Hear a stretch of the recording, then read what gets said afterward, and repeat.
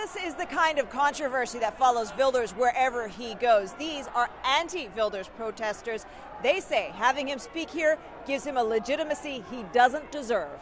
Hanadi Kataji grew up Muslim. She says Wilders' growing popularity is frightening and needs to be countered. I don't think that logical argument is going to help.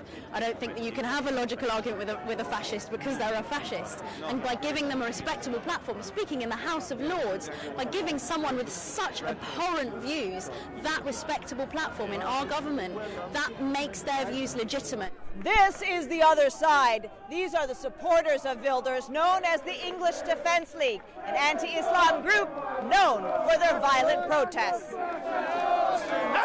It's clear Wilders speaks for them, voicing their fears about immigration and what they see as a threat of Islam. Police do their best to keep the two sides apart, violence averted at this protest. The man at the center of all this, the leader of Netherlands' right-wing Freedom Party, remains calm and collected despite needing 24-hour security after numerous death threats. Emboldened by his party's recent electoral gains, he told CNN anti-Islam policies will be the centerpiece of his campaign in the June elections. A victory by his party could make him prime minister.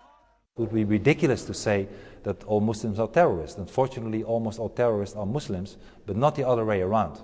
Still, I believe that we should have a stop of the mass immigration from Islamic countries, not because the people are bad, but because they bring along a culture that really is against everything of our own values and against our freedom. That's why I want to change of the Dutch constitution. I want an Article 1, a new Article 1 in our own constitution that says that the Netherlands has a dominant culture which is based on Christianity, Judaism and humanism. This is who we are. How does this square with a Dutch Muslim, moderate Muslim who's saying I'm a law-abiding citizen, but the possible future leader of my country has just insulted the religion that I believe in?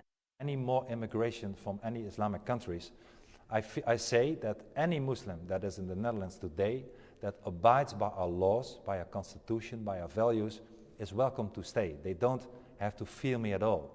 But I cross a red line. I say that if you commit a crime, if you want something else as democracy, if you want Sharia or act accordingly, then there is no room for you in the Netherlands. He may get the votes with a campaign like that, but he can't become the next Dutch prime minister without building a coalition. And it's not clear what other party might be willing to enter into such a relationship. Atika Shubert, CNN, London.